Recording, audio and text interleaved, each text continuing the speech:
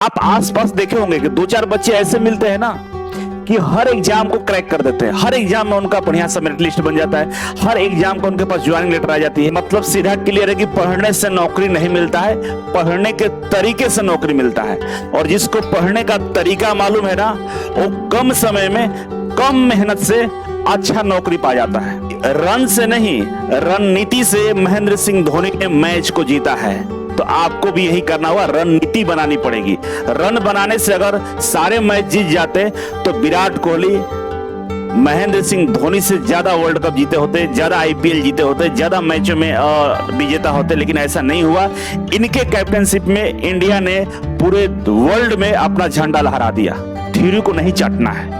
Theory चाटने का मतलब ये होता है कि मेरिट लिस्ट से आप बाहर हो गए। तो आपको डिसाइड करना है कि किसको हम प्राथमिकता में रखेंगे, अपने पढ़ाई को या अपने लुगाई को।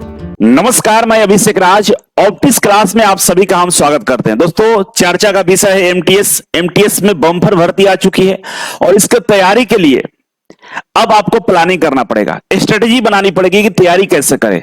क्योंकि अगर आप पहली बार में सिलेक्शन चाहते हैं कि इस बार इस एमटीएस में सिलेक्शन ले ले, उसके लिए कुछ नियम कायदे कानून होते हैं। अगर आप उसको फॉलो करिएगा तो आप डेफिनेटली आपका सिलेक्शन एमटीएस में हो जाएगा, कोई दिक्कत ही नहीं है। तो आज इस वीडियो के माध्यम से हम बताएंगे कि पहली बार में सिलेक्शन कैसे होगा, कैसे आप पहली बार में एमटीएस में सिलेक्शन ले लेंगे।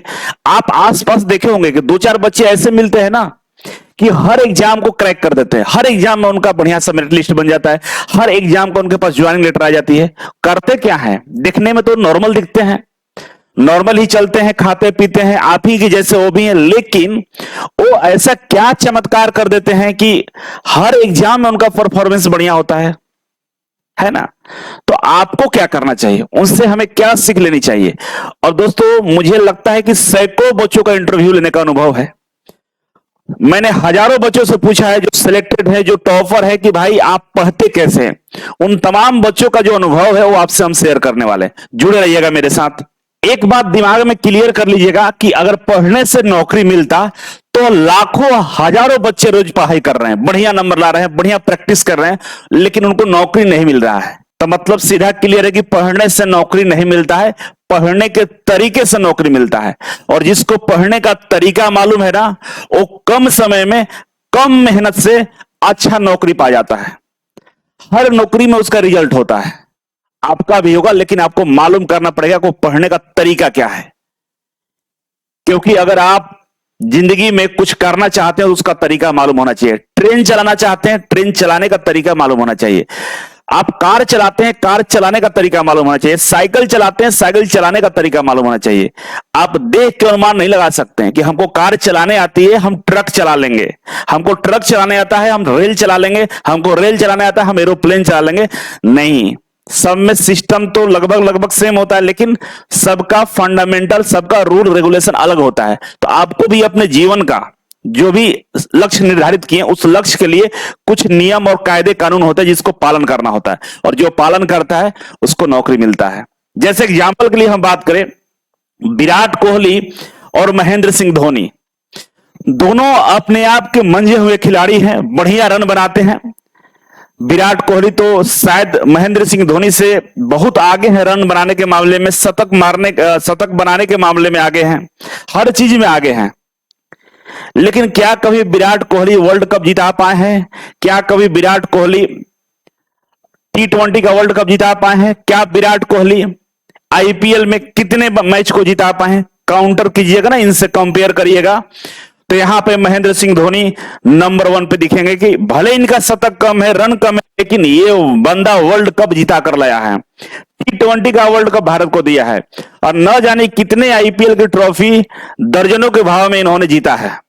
तो बात साफ है कि रन से नहीं, रणनीति से महेंद्र सिंह धोनी ने मैच को जीता है। तो आपको भी यही करना होगा, रणनीति बनानी पड़ेगी। रन बनाने से अगर सारे मैच जीत जाते तो विराट कोहली महेंद्र सिंह धोनी से ज्यादा वर्ल्ड कप जीते होते, ज्यादा आईपीएल जीते होते, ज्यादा मैचों में विजेता होते। लेकिन ऐसा नहीं हुआ। इनके कैप्टनशिप में इंडिया ने पूरे वर्ल्ड में अपना झंडा लहरा दिया। तो आप लोगों से यही कहना चाहूंगा कि भाई रणनीति होनी चाहिए, प्लानिंग होनी चाहिए, डिसिप्लिन होनी चाहिए, तब जाके आपको सिलेक्शन मिलेगा। और इन सबों के बीच सबसे इंपॉर्टेंट है आपका हथियार। जिस हथियार से आप लड़ाई करने जा रहे हैं वो हथियार आधुनिक होना चाहिए। मैं कहना चाहता हूं कि कोचिंग बेहतर होना चाहिए, फैकल्टी बेहतर होना चाहिए, स्टडी मटेरियल बेहतर होना चाहिए और उन सबके बीच प्रैक्टिस आपका बेहतर होना चाहिए। ये तमाम चीजें अगर आपके पास है तो आप बेहतर तरीके से लड़ाई को लड़ सकते हैं। मान लीजिए आप सब चीज बेहतर तरीके से कर रहे हैं, रणनीति भी बेहतर है, प्लानिंग भी बेहतर है, डिसिप्लिन भी बेहतर है और दिन रात पढ़ाई कर रहे हैं, लेकिन अब कर आपका हथियार, जिस हथियार से लड़ने जा रहे हैं उसमें कहीं खामियां है तो आपका सत्यानाश होने वाला है, आप डूबेंगे। क्योंकि ऑनलाइन का जमाना है और सारे फैकल्टी, सारे कोचिंग वाले अपने आप को बेहतर बताने के पीछे पड़े रहते हैं। वैसे में आपको चुनाव करना पड़ेगा कि आपके लिए बेहतर कौन है, और यह चुनाव आप बहुत सारे पैरामीटर पर चेक कर सकते हैं। हम ऑप्टिक्स क्लास के बारे में बात करें तो 13 सालों से ऑफलाइन में हजारों बच्चों को नौकरी देने वाला संस्थान है, और यह ऑप्टिक्स क्लास से आज कोई भी ऐसा सेक्टर नहीं होगा जहां पे इसके बच्चे नौकरी नहीं कर रहे हो। और आपको लगता होगा कि भाई 13 सालों से हजारों बच्चों को नौकरी दिया तो कैसे नौकरी देते हैं, और एक काबिलियत और है, हम उन बच्चों को नौकरी दिए हैं ना जो गांव में थे, जो छोटे शहरों में थे, जो किसान के बच्चे थे, जो मजदूर के बच्चे थे, जो ऑटो वाले, रिक्शा वाले के बच्चे थे, उन्होंने यहां तक सफलता को हासिल किया है। और बहुत सारे ऐसे भी बच्चे थे जिनके पास फी का कमी था, उनको हम लोगों ने फ्री में भी पढ़ाया है। और आज इसी संकल्प के साथ हम लोगों ने ऑनलाइन बैच को लाया है और फर्स्ट टाइम ये एप्लीकेशन को लॉन्च कर दिया गया है। ऑप्टिक्स क्लास को जाकर गूगल प्ले स्टोर से डाउनलोड कर, और डाउनलोड करने के बाद एप्लीकेशन को ओपन करिएगा और वहां पर देखिएगा कि आपके लिए, क्योंकि पहली बार ऑनलाइन है तो सबसे सस्ता और सबसे बढ़िया सिलेक्शन वाला कंटेंट आपको दिया जा रहा है मात्र 299 में। और एमटीएस का पूरा बैच जिसमें मैथ है, रीजनिंग है, जीके जीएस और इंग्लिश है, ये सारे सब्जेक्ट मात्र 999 में है। और सब्जेक्ट ही नहीं, इसमें आपको लाइव क्लास भी मिलेगा, रिकॉर्डेड क्लास भी मिलेगा, क्लास नोट्स भी मिलेगा, मॉक टेस्ट भी मिलेगा, प्रीवियस ईयर क्वेश्चन भी मिलेगा और प्रीवियस ईयर क्वेश्चन का वीडियो सॉल्यूशन भी मिलेगा। ये तमाम चीजें मिलने वाला है। साथ ही साथ आपको फ्री प्रैक्टिस सेट भी मिलेगा। इतना सारा कंटेंट मिलेगा और ये जो कंटेंट है ना वेरीफाइड है, सारे एमटीएस से आपको रिलेट करेंगे। सारे ये नोट्स, वीडियो लेक्चर, क्लासेस सब आपको सफलता का एक सीढ़ी बनेगा और इस सीढ़ी से चढ़ के आपको सफलता हासिल कर पाएंगे। तो आइए समझते हैं कि जो हम लोगों के यहां जो क्लास आपको मिलने वाला है वो एक बार समझ लेते हैं। इसके बाद हम बताएंगे कि एमटीएस में सिलेक्शन कैसे होगा, उसके लिए क्या करना होगा। तो जो लाइव क्लास हम देने वाले हैं आपको, ठीक है ना, लाइव क्लास के माध्यम से अगर आप हमसे जुड़ना चाहते हैं तो गूगल प्ले स्टोर से डाउनलोड करना है ऑप्टिक्स क्लास। साथ ही साथ हम इस लाइव क्लास में हम आपके लिए क्या क्या करने वाले हैं वो चीज आपको हम बताते हैं। सबसे पहले आपको लाइव क्लास तो मिलेगा ही मिलेगा। जो लाइव क्लास रहेगा उस लाइव क्लास में जो भी चैप्टर आप पढ़ रहे होंगे, एग्जाम्पल के लिए हम बात करें मैथ का नंबर सिस्टम पढ़ रहे हैं, सर जो भी आपको पढ़ाएंगे उस टॉपिक से रिलेटेड 15-20 क्वेश्चन अलग से हम देंगे प्रैक्टिस के लिए, जिसको हम लोग चैप्टर वाइज प्रैक्टिस सीट बोलते हैं, ठीक है ना। इस सीट में जो पढ़ाया गया है उसी तरह के क्वेश्चंस होंगे, आप प्रैक्टिस करेंगे। और यही नहीं, मान लीजिए कोई क्वेश्चन आप प्रैक्टिस के दौरान गलत करते हैं तो हम लोग क्या करेंगे कि इस चैप्टर वाइज प्रैक्टिस सेट में जो प्रश्न है ना उसको भी हम सोल्व करके दिखाएंगे आपको, ठीक है। आगे बढ़ेंगे तो भाई चैप्टर वाइज क्वेश्चंस बैंक देंगे हम लोग। क्या करेंगे, मान लीजिए नंबर सिस्टम कंप्लीट हो गया, आपका चैप्टर कंप्लीट हो गया, अब हम एवरेज में चले गए, रेशियो में चले गए, तो हम नंबर सिस्टम का कम से कम 100, 200 और 300 तक क्वेश्चन देंगे चैप्टर के अनुसार। जिस चैप्टर में जितना क्वेश्चन बनता है तो नंबर सिस्टम में लगभग 200 प्लस क्वेश्चन होगा जो आप प्रैक्टिस करेंगे, ठीक है ना। एक तो पढ़ाते टाइम आपको हम प्रैक्टिस करा दिए सीट देकर सारे उसी टाइप के क्वेश्चन। दूसरा क्या करेंगे, चैप्टर कंप्लीट होगा, हम चैप्टर वाइज क्वेश्चंस बैंक दे देंगे, प्रैक्टिस करा देंगे क्वेश्चन बैंक देकर। और यही नहीं, जो क्वेश्चन देंगे उसका सोल्यूशन भी कराएंगे बाबू, ठीक है ना। 200 क्वेश्चन होगा या चाहे 300 क्वेश्चन होगा, सारे क्वेश्चन का सॉल्यूशन भी कराएंगे और क्वेश्चन का लेवल वही होगा जो आपके कॉम्पिटिटिव एग्जाम का लेवल रहेगा, ठीक है। और ऐसा नहीं जीरो से शुरू करेंगे, आप खुद जब चैप्टर वाइज टेस्ट लाइएगा तो फील आएगा कि जो सर ने पढ़ाया था लाइव क्लास में, मजा आ गया इसमें पढ़ के, मजा आ गया क्वेश्चन लगा के, ठीक है। और जब चैप्टर वाइज आप प्रैक्टिस सेट कंप्लीट कर लीजिएगा, ठीक है। तब आपको हम देंगे previous year question practice set, ठीक है ना।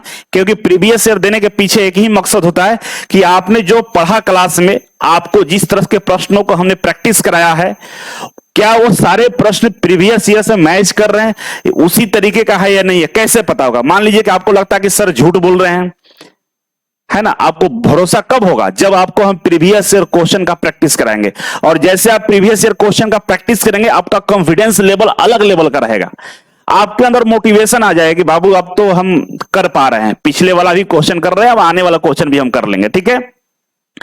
इसके अलावा जो प्रीवियस ईयर क्वेश्चन पेपर आपको प्रैक्टिस कराएंगे, उसका सोल्यूशन वीडियो भी हम दे देंगे कि फ्यूचर में कभी अगर आपको कोई परेशानी हो तो भाई सोल्यूशन वीडियो देखकर आप अपने आप को तैयार कर सकते हैं। अब आगे क्या करेंगे भाई, जब ये सारी कहानी हो चुकी होगी तो अब आपको पहुंचाएंगे फुल लेंथ मॉक टेस्ट के पास। और फुल लेंथ मॉक टेस्ट जो होगा, ये सारे सब्जेक्ट कंप्लीट होने के बाद आपको मिलेगा। जैसे इंग्लिश की बात करें, रीजनिंग की बात करें, मैथमेटिक्स की बात करें, जीके जीएस की बात करें, हिंदी की बात करें, जितने भी सब्जेक्ट हैं जो आपके एग्जाम के सिलेबस के अंदर में, वो सारे सब्जेक्ट जब कंप्लीट हो जाएंगे, सारा सिलेबस कंप्लीट हो जाएगा, तब आपको हम फुल लेंथ मॉक टेस्ट देंगे। मतलब उस क्वेश्चन पेपर में सारे प्रश्न वही होंगे जो आपके एग्जाम में पूछे जाएंगे।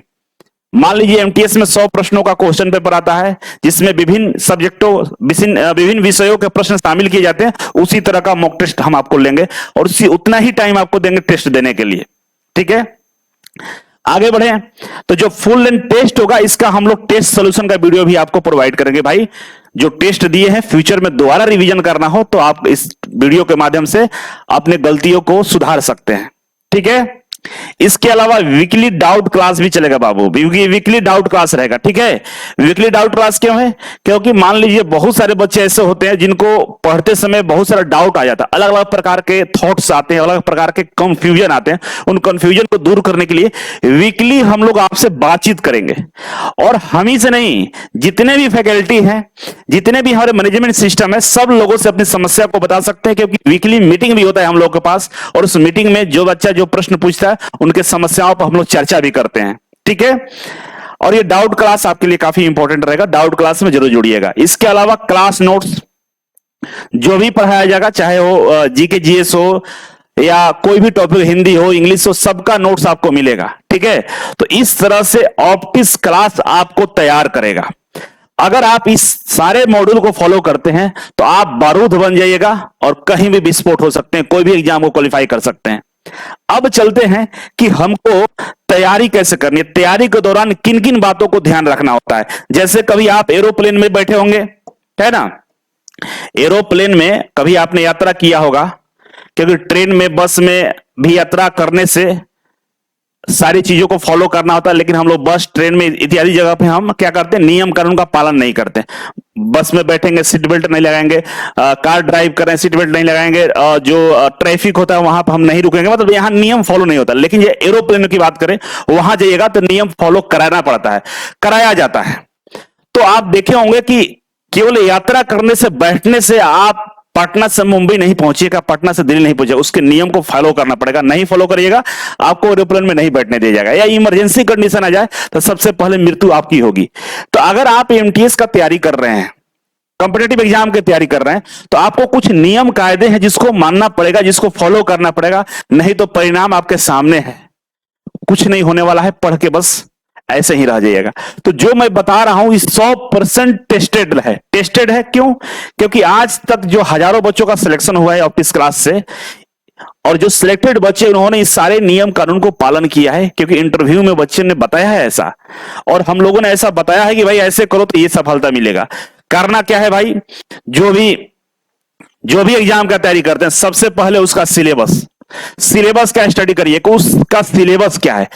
लगभग देखा गया कि 50% जो बच्चे होते हैं ना, उनको अगर सिलेबस पूछ दिए तो नहीं मालूम होता। सिलेबस के नाम पे केवल विषय के नाम उनको मालूम होता है कि भाई कौन कौन से विषय से प्रश्न आएंगे।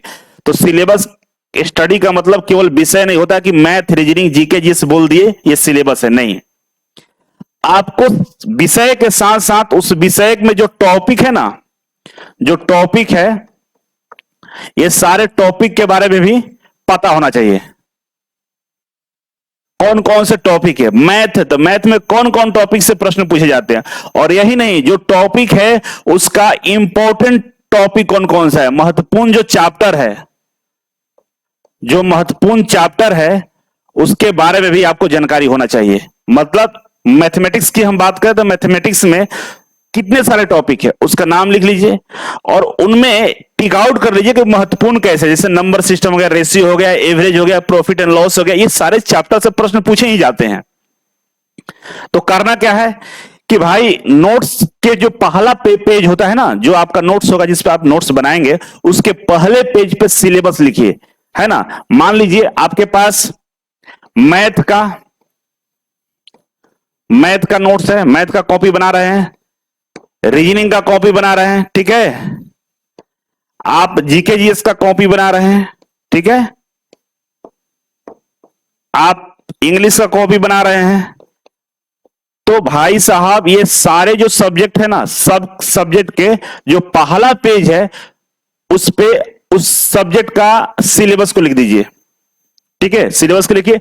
और डेली जब भी नोट्स ओपन करेंगे तो पहले सिलेबस को देखिए कि हमारी पहुंच कहां तक हुई है, हम कहां तक पहुंचे, और उसके अंदर में जो इंपॉर्टेंट चैप्टर पर टिक किए हैं तो आप पता करिए क्या जो इंपॉर्टेंट महत्वपूर्ण चैप्टर है उसमें हमारी स्थिति क्या है। जब यहां स्थिति आपका खराब है, आपको ना चैप्टर मालूम है, ना टॉपिक मालूम है, ना महत्वपूर्ण चैप्टर का नाम मालूम है, कुछ भी नहीं मालूम है, और सपना देख रहे हैं कि हम एमटीएस में क्वालिफाई हो जाएंगे, हम नौकरी बनेंगे, नौकरी करेंगे, हम हवलदार बनेंगे, तो ये असंभव सा है। और आपको लग भी रहा होगा कि ये काम बेहद जरूरी है, ठीक है ना, सबसे पहले यही काम करना है ना। क्योंकि अगर आपको ट्रेन पकड़ना है पटना जंक्शन से, तो आपको मालूम होना चाहिए कि पटना जंक्शन जाने के लिए क्या क्या रूट हो सकता है। ऑटो से जाएंगे कि साइकिल से जाएंगे कि पैदल जाएंगे कि बाई कार जाएंगे कि ओला बुक करेंगे कि उबर बुक करेंगे कि रैपिडो बुक करेंगे, मालूम होना चाहिए ना। ये मालूम करने का तरीका यही है कि हमको एमटीएस में क्वालिफाई होना है, तो हमारा भाई सिलेबस क्या है, कौन कौन से चैप्टर टॉपिक महत्वपूर्ण है, ठीक है। अब आप बोलेंगे कि महत्वपूर्ण चैप्टर कैसे पता चलेगा, तो जो सब्जेक्ट आप मेरे यहां पढ़िएगा ऑप्टिक्स क्लास में, उस सब्जेक्ट के जो फैकल्टी होंगे पहला ही दिन आपको बताएंगे कि भाई कौन कौन से महत्वपूर्ण चैप्टर हैं जहां से प्रश्न ज्यादा देखे जाते हैं, ठीक है। यह आपके खुद के अनुभव से पता चल जाएगा, जब आप पढ़िएगा, प्रश्नों का प्रैक्टिस करिएगा तो मालूम चलेगा कि भाई कौन कौन से चैप्टर महत्वपूर्ण है, ठीक है। दूसरा, सेल्फ नोट्स काफी जरूरी होता है। अधिकांश बच्चे क्या करते हैं कि पीडीएफ का डिमांड कर रहे हैं, सर पीडीएफ डाउनलोड कर लें, पीडीएफ डाउनलोड कर लें। आपको एक डेटा देखकर काफी आश्चर्य होगा कि लगभग 80% बच्चे जो है ना, 80 से 90% जो बच्चे हैं वो पीडीएफ से पढ़ाई कर रहे हैं आजकल, और पीडीएफ से ये लोग पढ़ाई कर रहे हैं। पीडीएफ से पढ़ाई कर रहे हैं, सक्सेस रेट है मात्र 5% है जो पीडीएफ से पढ़ के नौकरी ले रहे हैं। और पता है ओनली 20% बच्चे हैं जिनका सेल्फ नोट्स होता है। क्या होता है? सेल्फ नोट्स होता है। और ये 20% में से लगभग 90 से 95% बच्चे सिलेक्ट हो जाते हैं, सिलेक्ट हो रहे हैं। तो आप देखिए जो पीडीएफ से पढ़ाई कर रहा है वो 80 से 90% बच्चे हैं, इन बच्चों में से केवल 5% का ही नौकरी मिल रहा है। लेकिन इधर 20% वाले बच्चे हैं जो सेल्फ स्टडी कर रहे हैं, उनमें से 90% 15 बच्चों का सिलेक्शन हो जा रहा है 100 में से, है ना। तो 20 बच्चे ही हैं, 20 में से 15 का सिलेक्शन हो जा रहा है, मतलब काफी स्ट्राइक रेट बढ़िया इधर है। तो आपको डिसाइड करना कि भाई पीडीएफ से पढ़ना है कि नोट्स बनाना है। अब हम ये बात क्यों बोल रहे हैं कि भाई नोट्स बनाइए, होता क्या है पीडीएफ से पढ़ने से दिक्कत क्या है कि ठीक है एक चैप्टर है 10 पेज है, पीडीएफ से पढ़ लेंगे, लेकिन जहां पेजों की संख्या हजारों में तो कैसे पढ़ेंगे, है ना। आपको मैथ का, जीके का, रीजनिंग का, जीके का ही ले लीजिए, जीके जीएस में 6 सब्जेक्ट होते हैं, करंट अफेयर और स्टैटिक जीके अलग से आप जोड़ लीजिए तो लगभग 7-8 सब्जेक्ट होते हैं। अब सारे सब्जेक्ट का अगर पीडीएफ निकालिएगा तो 5000 पीडीएफ होगा। क्या संभव है कि आप डेली पीडीएफ को पलट पाइएगा? नहीं तो आप अपने एग्जाम्पल देख लीजिए, आपके घर में किताब होगा ना, जीके का होगा, इंग्लिश का होगा, हिंदी का होगा। क्या कभी लास्ट पेज तक पहुंचे हैं? कभी नहीं पहुंचे होंगे। लास्ट पेज के चैप्टर में कौन सा पेज नंबर है ये भी नहीं मालूम होगा आपको। क्यों? क्योंकि ये सबके साथ घटनाएं होती है, मेरे साथ भी तो आपके साथ भी। हम भाई किताब हमारे लिए हैबिचुअल नहीं होता है, लेकिन वही नोट्स बनाते हैं तो जो 2000 पेज का पीडीएफ है वो आपको 200 पेज में कन्वर्ट हो जाएगा, क्योंकि बहुत सारी ऐसी चीजें होंगी जो जरूरत का नहीं है। तो नोट्स हम बनाते क्यों? क्योंकि हम अपनी जरूरत की चीजों को लिख लेते हैं, और इससे फायदा सबसे बड़ा क्या है कि एग्जाम टाइम में क्विक रिवीजन हो जाता है। 200 पेज आप पलट पाएंगे लेकिन 2000 पेज नहीं पलट पाएंगे, ऐसा होता है। तो सेल्फ नोट्स बनाइए। पीडीएफ तो आप रेफरेंस के लिए रखिए, पीडीएफ खैर हम लोग देते हैं, नोट्स देंगे, लेकिन वो रेफरेंस में यूज करिएगा, नहीं तो वहीं अगर बात नहीं मानिएगा तो फिर हादसा का शिकार होइएगा। अब हम चलते हैं नेक्स्ट जो प्लानिंग है उस पर हम बात करें। ये दूसरा नंबर का। तीसरा नंबर क्या करना भाई? Chapter wise practice. जो भी चैप्टर आपको पढ़ाया जाएगा, है ना, जो भी चैप्टर आपको मेरे यहां पढ़ाया जाएगा उस चैप्टर का प्रैक्टिस सेट आपको दिया जाएगा, क्वेश्चन का प्रैक्टिस करने के लिए बोला जाएगा। तो करना क्या है भाई कि चैप्टर खत्म होने के तुरंत बाद उस चैप्टर के सभी क्वेश्चन प्रैक्टिस जरूर कर लें। जो भी हम लोग सीट देंगे, एक तो क्लास के साथ ही प्रैक्टिस हो रहा है, एक जब क्लास कंप्लीट होगा चैप्टर उसके साथ आपको मिलेगा एक प्रैक्टिस सेट। उस प्रैक्टिस सेट के जितने भी प्रश्न है उसका आपको क्या करना है? प्रैक्टिस कर लेना है, और हम लोग उसका सोल्यूशन भी कराएंगे, है ना, उसका एक्सप्लेनेशन भी देंगे, उसका डाउट क्लास भी देंगे। उससे क्या होगा कि आपका एक बार उस चैप्टर को अगर पूरा पढ़ लेते हैं, प्रैक्टिस कर लेते हैं, तो होगा क्या कि उस चैप्टर पे आपको कॉन्फिडेंस आ जाएगा, मजबूती आ जाएगी। जब दोबारा पहुंचेंगे उस चैप्टर के पास तो आपको एकदम आराम से स्मूथली सारे क्वेश्चन को रिवीजन कर लीजिएगा, दिक्कत ही नहीं आएगा। तो ये काम करना है कि भाई चैप्टर प्रैक्टिस करना है। जैसे चैप्टर कंप्लीट होगा तुरंत प्रैक्टिस सेट लगा लेंगे हम, ठीक है। अब नौकरी जो जिसको मिलता है ना, तो नौकरी को मिलता है जो सभी विषयों के सभी चैप्टर को, सभी विषयों के सभी टॉपिक को 10 बार रिवीजन कर लेता है। तो कितने बार? 10 बार रिवीजन कर लेता है, उसको नौकरी मिल जाता है। तो एक तो पहला बार हम लोगों ने करा दिया और आपके साथ मिलकर हम लोग कराया, बाकी जो 9 बार बचा हुआ है ना, तो 9 बार रिवीजन में आपको टाइम नहीं लगेगा। पहली बार टाइम लग रहा है, दोबारा पहुंचिएगा तो नोट्स ज्यादा नहीं पढ़ना पड़ेगा, क्योंकि बहुत सारी चीज पढ़ा हुआ है, बहुत सारे क्वेश्चन प्रैक्टिस किया हुआ, तो दोबारा ज्यादा टाइम नहीं लगेगा। तो 10 बार रिवीजन आप आराम से कर लीजिएगा और आपकी नौकरी हो जाएगी। जिस दिन 10 बार रिवीजन कर लिए उस दिन आपकी नौकरी पक्की है, हम गारंटेड बोल रहे हैं, ठीक है। नेक्स्ट चौथा है सेल्फ स्टडी जरूर करें। बहुत सारे बच्चों में यह गुण होता है कि भाई पढ़ाई तो कर रहे हैं, सर तो पढ़ा रहे हैं 5-5 घंटे, हमको तो बस पढ़ लेंगे हम अपना, नहीं, रूटीन वर्क होना चाहिए। अब सेल्फ स्टडी का भी कुछ नियम कानून होता है। समझिए नियम कानून क्या होता है सेल्फ स्टडी का। देखिए सेल्फ स्टडी का भी कुछ नियम कानून होता है, और सेल्फ स्टडी को अगर नियम कानून के तहत पढ़ा जाए तो आपको ज्यादा टाइम नहीं लगेगा सारे विषयों को रिवीजन करने में। कुछ बच्चों का कोई नियम कानून नहीं होता, कोई टाइम टेबल ही नहीं होता है। तो नहीं बाबू, आप घर वालों ने आपको एक जिम्मेवारी दी कि आप पढ़ाई करिए, नौकरी लीजिए, तो आपको सबसे पहले प्राथमिकता में डिसाइड करना होगा कि हमको तो रिवीजन करना है, हमको पढ़ने बैठना है, ये मेरा प्रथम प्राथमिकता है। दोस्त बुला रहे हैं, शादी में जाना है, बर्थडे पार्टी है, भाई ये सब कैंसिल है। जब तक मेरा काम नहीं होगा, जो पहली प्राथमिकता, इसके बाद ही हम दूसरा काम करेंगे। तो टाइम टेबल अगर करेंगे तो सारी चीजों को मैनेज कर पाएंगे। करना क्या है आपको? सबसे पहले आप अपना क्लास का रूटीन चेक कर लीजिए कि आपका जो लाइव क्लास है, जो ऑफलाइन क्लास है, उसका रूटीन क्या है। उस रूटीन का टाइम टेबल अपने कॉपी में लिखिए, और उसके बाद आप अपना एक प्राइम टाइम निकालिए। क्लास होने के बाद आपके पास प्राइम टाइम होगा। प्राइम टाइम का मतलब होता है कि जिस टाइम में आप अपने आप को बहुत फ्रेश महसूस करते हो, मतलब उस समय आप बिल्कुल फ्रेश हैं, कोई स्ट्रेस नहीं है, कोई टेंशन नहीं है। वैसे ये जो प्राइम टाइम मतलब सुबह का होता है, 6 बजे 5 बजे उठ जाइए। लेकिन क्या होता है कि सुबह में क्लासेस भी होते हैं, तो इस वजह से लोग प्राइम टाइम नहीं दे पाते। जिनका क्लास नहीं है उनका सुबह में प्राइम टाइम है। बाकी आप अपना प्राइम टाइम चेक कर लीजिए। उस टाइम में जो भी विषय आपको कठिन लगते हो उसको वहां उस समय पढ़ें, उस समय रिवीजन करें। जो भी विषय, चाहे मैथ आपको भारी लगे, इंग्लिश लगे, जो भी सब्जेक्ट आपको लगे कठिन है, उसको प्राइम टाइम में पढ़िए। और याद रखिएगा, जिस चीज से जितना भागिएगा वो उतना भी आपके लिए कठिन होता जाएगा। इसीलिए भागना नहीं है, लड़ जाइए। जो भी विषय लगता है कठिन, प्राइम टाइम में प्रैक्टिस करिए। क्वेश्चन नहीं बन रहा है, सोल्यूशन देख के बनाइए। क्वेश्चन नहीं बन रहा है, सोल्यूशन देख के बनाइए। थोड़ा समय दीजिए, चिंतन करिए, चिंता मत करिए कि भाई क्वेश्चन नहीं बना, चिंतन करिए कि बना कैसे है, किस तरीके से यहाँ जुगाड़ लगा है, उस जुगाड़ को लगाइए। 1 से 2 महीने की बात है, वो सब्जेक्ट आपके लिए काफी आसान हो जाएगा। तो क्या करना है, कठिन विषय को प्राइम टाइम में पढ़ना है। परीक्षा में विषयों का वेटेज के अनुसार समय दे, है ना। मान लीजिए एग्जाम में मैथ का वेटेज जो है 50% है, और बाकी जितने भी सब्जेक्ट है उसका वेटेज 50% मिलाकर है, मतलब बाकी सारे सब्जेक्ट मिलाकर 50% पूछा जाता है नंबर, और अकेले मैथ से केवल 50 क्वेश्चन पूछे जाएंगे, और 50 क्वेश्चन में सारे सब्जेक्ट रहेंगे।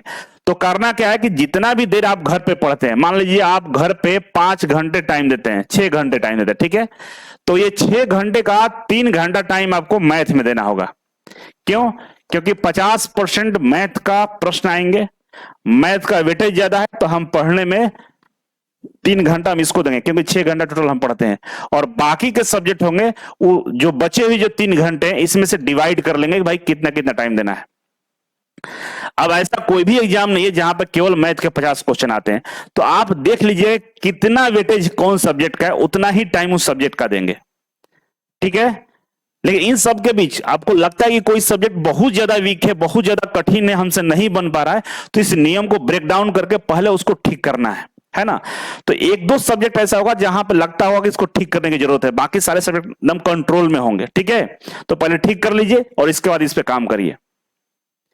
और नियम ऐसा होना चाहिए कि भले मान लीजिए हम सुबह में 8 बजे नियम बनाए कि सुबह 8 बजे हम पढ़ने बैठेंगे डेली, कोई दिक्कत नहीं है। ऐसा इमरजेंसी हो गया कि हम सुबह नहीं बैठ पाए, तो बाबू करना क्या होता है, जो इन्वायरमेंट का नियम है, जो प्रकृति का नियम है, कि उस सब्जेक्ट को भले ही रात में एक बार जरूर खोल लीजिए कॉपी, क्योंकि हमारा जो माइंड होता है ना वो रूटीन वर्क करता है। आज आपने ये रूटीन फॉलो नहीं किया कि सुबह 8 बजे नहीं बैठे, और इसके वजह से आज पूरा दिन आप मैथ देखे ही नहीं, जीके पढ़े ही नहीं, तो कल भी ये सिचुएशन आ सकता है, आपका माइंड आपको पढ़ने के लिए अलाउ नहीं करेगा। इसीलिए भले 8 बजे टाइम नहीं मिला, रात के 9 बजे 10 बजे सोने के टाइम में 10 मिनट हम उस सब्जेक्ट को एक बार रिवीजन कर लेंगे, देख लेंगे सरसरी निगाह से, बस काम हो गया। क्योंकि दिमाग को इंडिकेशन चल जाएगा, सिग्नल चल जाएगा, भाई ये रूटीन वर्क है, करना है। जिस दिन रूटीन ब्रेक किए नहीं हो पाएगा। आप एक दिन सुबह डेली आप 5 बजे उठते हैं, एक दिन सुबह लेट कर दीजिए 7 बजे उठिए, अगला दिन भी आपको दिमाग सिग्नल नहीं देगा कि 5 बजे उठना है, वो बोलेगा अरे चलो सो लेते हैं, थोड़ा करते करते फिर 7 बजा देगा। तो दिमाग सिग्नल पे काम करता है, सिग्नल हमेशा देना होगा अपने माइंड को कि भाई हम इस टाइम पढ़ेंगे, मुझे और कोई भी काम में उलझाओ मत, ठीक है। यहां तक पहुंच गए हम लोग, अब आगे बढ़े। देखिए समय लग रहा है लेकिन बात इंपॉर्टेंट हो रही है।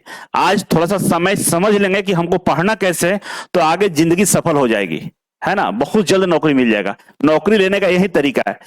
अब बच्चे क्या करते हैं कि सिलेबस कंप्लीट हो जाता है ना, तो थ्योरी चाटते रहते हैं। थ्योरी को नहीं चाटना है। थ्योरी चाटने का मतलब यह होता है कि मेरिट लिस्ट से आप बाहर हो गए, आपको नौकरी नहीं मिलने वाला है। लेकिन थ्योरी कंप्लीट होने के बाद जो बच्चा केवल और केवल सिलेबस के अकॉर्डिंग क्वेश्चन का प्रैक्टिस कर रहा है, उसको नौकरी मिलेगा। आपको दिन रात केवल क्वेश्चन का प्रैक्टिस करना है। तो फिर बोलेंगे कि नोट्स किस लिए बनाए हैं? नोट्स हम इसलिए बनाए हैं कि जहां पे क्वेश्चन गलत हो रहा है उसको जाकर हम चेक कर लेंगे नोट्स का, कि भाई ये बार बार गलत क्यों हो रहा है, तो नोट्स चेक कर लेंगे। Concept clear. केवल और केवल क्वेश्चन का प्रैक्टिस करेंगे, जो भी चैप्टर है उसका क्वेश्चन देखेंगे। क्यों देखेंगे ये भी सवाल है। इसलिए देखेंगे कि एग्जाम में हमको थ्योरी नहीं लिखना होता है, नोट्स नहीं बनाना, तो एग्जाम में क्वेश्चन को सोल्व करना होता है। वैसा क्वेश्चन जिसका 4 विकल्प है उसमें से एक विकल्प सही भी है, मतलब प्रश्न और आंसर साथ में, आपको चुनाव करना है कि कौन सा है चारों में से। तो एग्जाम में प्रश्नों को सोल्व करना होता है, इसीलिए घर पे प्रैक्टिस प्रश्नों का करेंगे, है ना। आप देखे होंगे महेंद्र सिंह धोनी, विराट कोहली या सचिन तेंदुलकर का, जिस गेंद से उनको ज्यादा परेशानी होती है, एयरकर से, है ना, फुल टॉस से, तो उसी गेंद का प्रैक्टिस वो लोग कहां करते हैं? नेट पर जाकर अभ्यास करते हैं। मतलब जिस तरह के प्रश्न आते हैं एग्जाम में उसी तरह के प्रश्नों का रिवीजन करना है। थ्योरी पढ़ने से प्रश्न कभी नहीं सोल्व होते हैं, लेकिन प्रश्न सोल्व करने से सारे प्रश्न सोल्व हो जाते हैं, क्योंकि थ्योरी एक बेसिक फंडामेंटल होता है माइंड को उस लेवल तक पहुंचाने के लिए। बाकी प्रश्न सोल्व करना और थ्योरी पढ़ना दोनों अलग विषय है। आप देखिएगा कितना भी थ्योरी चार्ट जाइए, प्रश्न ऐसा पूछेगा कि घुलट जाइएगा। मतलब आपके माइंड को उस तरह से शार्प नहीं बना पाइएगा जिस तरह से प्रश्न पूछे जाते हैं। तो अपने माइंड को शार्प बनाने के लिए प्रश्नों का रिवीजन करना काफी जरूरी होता है। जो बच्चा सिलेबस कंप्लीट होने के बाद अगर फिर से थ्योरी पढ़ रहा है उसको नौकरी कभी नहीं मिलने वाला है। लेकिन जो बच्चा सिलेबस कंप्लीट होने के बाद only practice, only question practice करता है और जहां फंसता है वहां जाकर थ्योरी को चेक करता है तो उसको नौकरी मिलेगा, इस बात की गारंटी होती है। ठीक है, आगे बढ़े। आगे बढ़े तो इसी तरह से छठा नंबर पे हम बात करें तो भाई क्या करना है कि प्रैक्टिस सेट में कम नंबर आए तो घबराए नहीं। प्रैक्टिस करेंगे तो केवल आप ही के साथ नहीं, पूरी दुनिया के साथ पहली बार अगर आप प्रैक्टिस कर रहे हैं तो मात्र 5% ही उम्मीद रखिए कि हम बढ़िया हैं। मतलब 100 प्रश्नों का प्रैक्टिस किया, उसमें से 5-10 ही प्रश्न सही होंगे, बस इतना ही उम्मीद के साथ आप प्रैक्टिस करें। अब मान लीजिए प्रैक्टिस करें और आपका नंबर आ गया 5, 100 में से 5 नंबर है, आप घबरा गए, आप बेहोश होने लगे, आप होपलेस हो गए, आपका कॉन्फिडेंस डाउन हो गया, तो बाबू गलत बात है। लॉ ऑफ इन्वायरमेंट यही बोलता है कि दुनिया में जो पहली बार पढ़ाई के लिए जाता है ना, उसका एवरेज जो रिकॉर्ड होता है वो 5% ही होता है। तो 5% ही आएगा आपका। क्यों बेहोश हो रहे हैं? जिसका नंबर ज्यादा आया है ना, तो पता करिए वो पहली बार नहीं दे रहा है, उससे पहले वो पढ़ा है। भले पढ़ने का तरीका लगे कि वो 10वीं क्लास में पढ़ लिया होगा, 9th में पढ़ लिया होगा, 12th में पढ़ लिया होगा, या कहीं ना कहीं किसी माध्यम से चीजों को पढ़ा है, इसीलिए उसका नंबर ज्यादा है। आपने उस समय ध्यान से नहीं पढ़ा था, आप बस पास होने के लिए पढ़े थे। अब ध्यान से पढ़ रहे हैं तो नंबर तो कम आएगा। फिर होपलेस क्यों होना है? वो आपसे पहले से पढ़ा हुआ है, पता कर लीजिएगा, ये गारंटेड है, यही होता ही है। बहुत सारे बच्चे होपलेस हो जा रहे, मेरा 5 नंबर आया। 5 नंबर आना ये गलत बात नहीं है, लेकिन अगला टेस्ट में, जिस टेस्ट में आपका 5 नंबर आया, मान लीजिए टेस्ट नंबर 1 हमने दिया और मेरा इस टेस्ट में 5 नंबर आया, ये गलत नहीं है। लेकिन पुनः इसी टेस्ट को, फिर इसी टेस्ट को हमने टेस्ट दिया, अब आ गया 4 नंबर, ये बाबू गलत बात है। अगर 0 भी पहले में आए ना तो कोई गलत बात नहीं है, दूसरा टेस्ट में 1 आ जाना चाहिए, क्योंकि पहला टेस्ट है, दूसरा टेस्ट में हम आगे बढ़ेंगे, नहीं तो वहीं पे रहेंगे। दोबारा जब टेस्ट दे रहे हैं तो भाई 5 ही क्यों आएगा? 5 से ज्यादा आना चाहिए। अगर 6 आ गया, अच्छी बात है, बहुत अच्छी बात है, बहुत बढ़िया, कांग्रेचुलेशन बोलिए कि मजा आ गया। अगर 5 ही 5 आया, मतलब यहां भी 5 आया टेस्ट 1 में, सेम उसी को दोबारा दिए तो फिर 5 आ गया, फिर भी सही है, कोई दिक्कत नहीं, कम नहीं होना चाहिए। और डेली एक कदम हम आगे बढ़ेंगे और बढ़ते बढ़ते एक दिन आपकी नैया पार हो जाएगी। इसीलिए टेस्ट में नंबर कम आए तो होपलेस नहीं होना, क्योंकि शुरुआती तैयारी के समय सबका कम नंबर आता है। शुरुआती तैयारी के समय क्या होता है? सबका नंबर क्या होता है? कम आता है। तो भाई आपका भी कम आ गया तो क्या हो गया? क्यों दुखी हो रहे हैं?